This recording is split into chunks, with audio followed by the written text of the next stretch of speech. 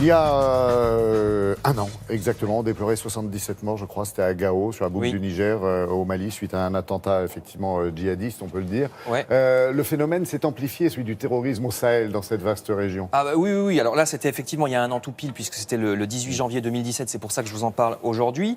77 morts, 120 blessés, et c'est malheureusement très souvent, depuis ou même avant cette date-là d'ailleurs, qu'on vous annonce à la télévision ou dans les journaux des attentats sanglants en Afrique.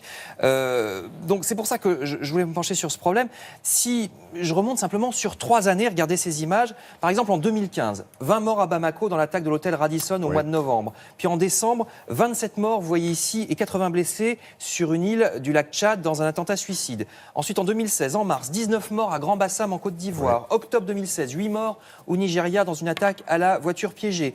Et encore en juin dernier, là vous voyez l'attaque à la voiture piégée, en juin dernier, 2017, 5 morts près de Bamako au Mali dans un attentat revendiqué par la branche locale d'Al-Qaïda, etc., etc.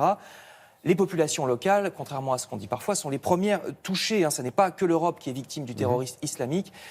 Certains attentats visent les étrangers, mais c'est surtout les populations locales. Vous vous souvenez aussi de l'enlèvement des lycéennes au Nigeria en avril 2014, ce qui avait donné lieu à, par Boko Haram, le groupe Boko Haram, ce qui avait donné lieu à une indignation planétaire, la grande opération Bring Back Our Girls. Vous voyez ici Michelle Obama, qui, entre autres célébrités, avait participé à cette opération de protestation. Je vous rappelle que plusieurs dizaines de ces lycéennes n'ont jamais été retrouvées et qu'elles sont toujours probablement mariés de force à des soudards quelque part dans le Sahel. Alors, tout de même, il y a une réaction internationale, réaction emmenée notamment par la France, et comme les pays africains n'ont pas forcément beaucoup de moyens militaires et financiers, il y a par exemple ce qu'on appelle le G5 Sahel. Regardez les images. Ce lundi, là, il y a quelques jours, à Paris, les ministres de la Défense de 5 pays, Mali, Niger, Burkina, Mauritanie et Tchad, ont rencontré la ministre française Florence Parly, que vous voyez ici. 300 millions ont été débloqués il y a un peu plus d'un mois parce que les Européens, mais aussi les Saoudiens, les Émiratis ou les Américains contribuent financièrement pour aider ces pays africains à se défendre avec leurs propres armées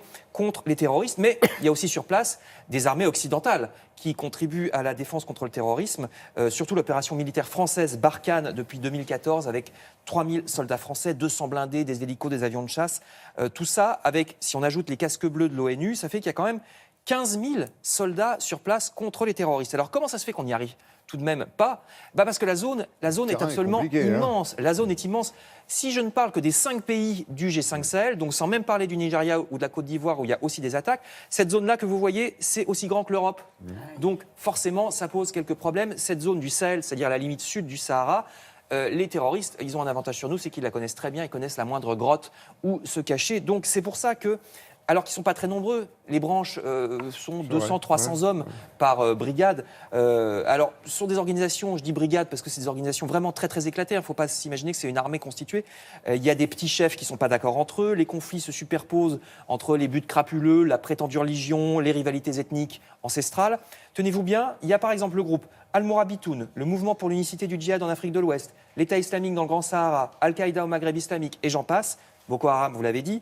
Certains de ces mouvements sont des scissions des autres. Ensuite, ils refusionnent en fonction d'intérêts variés. Chef, voilà, exactement. Alors, ils font allégeance. Regardez des drapeaux, tantôt à telle obédience religieuse islamiste, tantôt à telle autre. Vous voyez les deux drapeaux principaux qu'ils utilisent pour se reconnaître.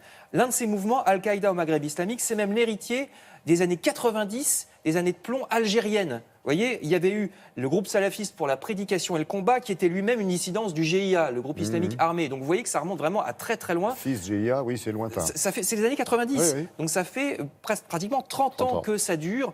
Et voilà pourquoi on n'arrive pas à s'en débarrasser, parce que la zone est très grande, on peut s'y cacher facilement. Les pays là-bas ne sont pas des États très organisés avec beaucoup de moyens. C'est pour ça qu'on peut espérer qu'enfin, avec le G5 Sahel, les pays riches contribuent financièrement et surtout à l'organisation pour être un petit peu plus efficace contre le terrorisme.